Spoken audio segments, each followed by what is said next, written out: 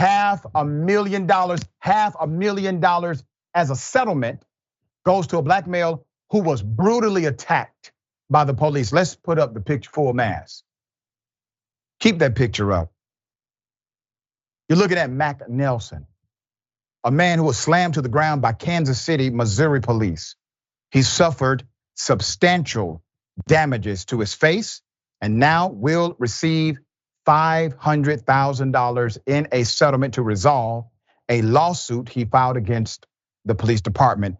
Put up the image of when they decided to slam him, okay? That's a picture, a screenshot of the cop forcefully slamming Mr. Nelson to the ground. This was outside of a gas station located near 55th Street and Prospect Avenue in Kansas City. The incident took place on August 8th, 2022, and was captured by a bystander who was sitting in his car when it occurred. And thankfully, the bystander started doing what we recommend: record just in case. And now this man has a semblance of justice. Let me tell you what led to the attack. Nelson was reportedly held inside the gas station after KCPD officers shot and killed 31-year-old Zachary Garrard, who attempted to run over officers in a stolen car during a police chase. Okay, these matters are unrelated. He was released but stayed around the shooting scene. The Kansas City Star reports Nelson says he was upset that officers weren't thoroughly questioning witnesses after the police shooting.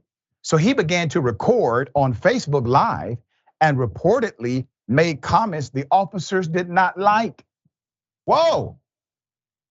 Their egos are so fragile that they are unable to take a criticism, a complaint, a critique. Let me tell you why cops typically are not able to do so. And the ones who are usually good cops, and the ones who are not are bad. Because criticism is the price you pay for leadership, as I always say. And if you are unwilling to pay that price, you are unfit to lead. So when you see cops not being okay with criticism, legally available freedom of speech criticism, well, those are simply weaklings and cowards who hide behind the authority of a system, a badge, and a gun. There's more. The lawsuit states Nelson was asked by officers to stay behind the yellow tape, and he complied.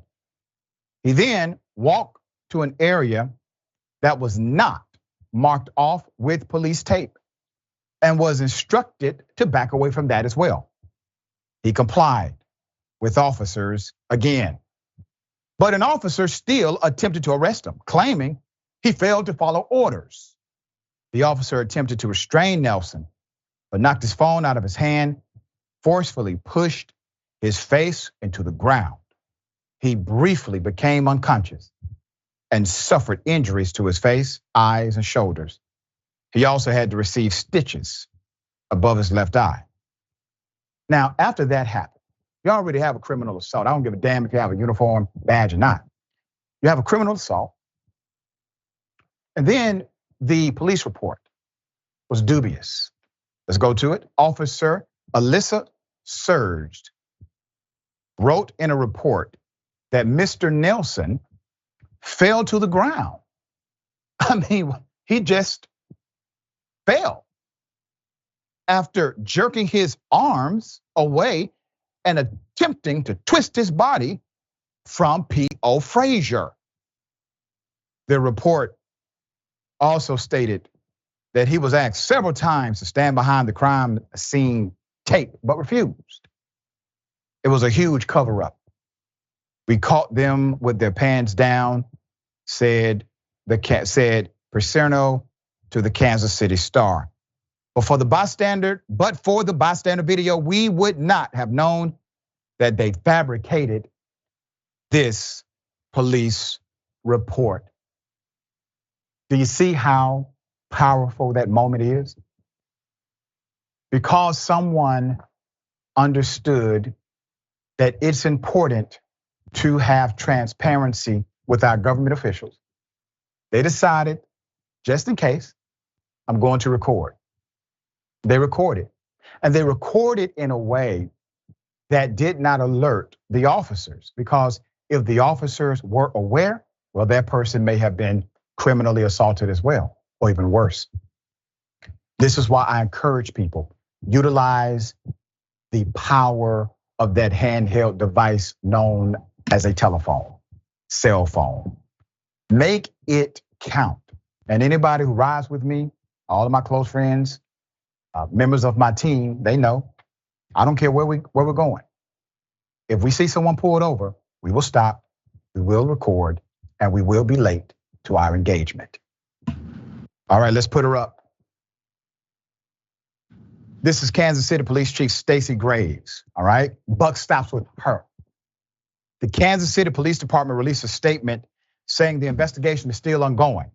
Quote, "We are not able to make a comment on any details of that case because there is an ongoing review of the incident by the Jackson County Prosecutor's Office at this time, so it's considered an ongoing investigation," read the statement in part. Now, you know, how many times have police officers gone on camera to talk about an arrest of, let's say, a gang member, drug dealer, right? A robber. Yeah, no problem making comments about that when the arrest just happened. The investigation is not complete. Prosecution may not even have the case yet. So when they tell you they cannot comment on something because it is an ongoing investigation, understand that is an unequal application of their policy, because they routinely talk about cases where they feel as if it's okay to just, talk about. All right, Max, thoughts here. Well, another thing that I note here is these officers turned off their body cams. That's right. And this is a reminder again that is an intentional act. And the intent is almost always to cover up criminal conduct by police officers. I mean, these are officers who went to elaborate lengths to construct a false reality to try and evade responsibility for beating a man. They tried to allege that a man unconscious from a body slam was trying to run away from them. And the sad reality is a lot of people think a cash settlement like this guy got heals that kind of trauma.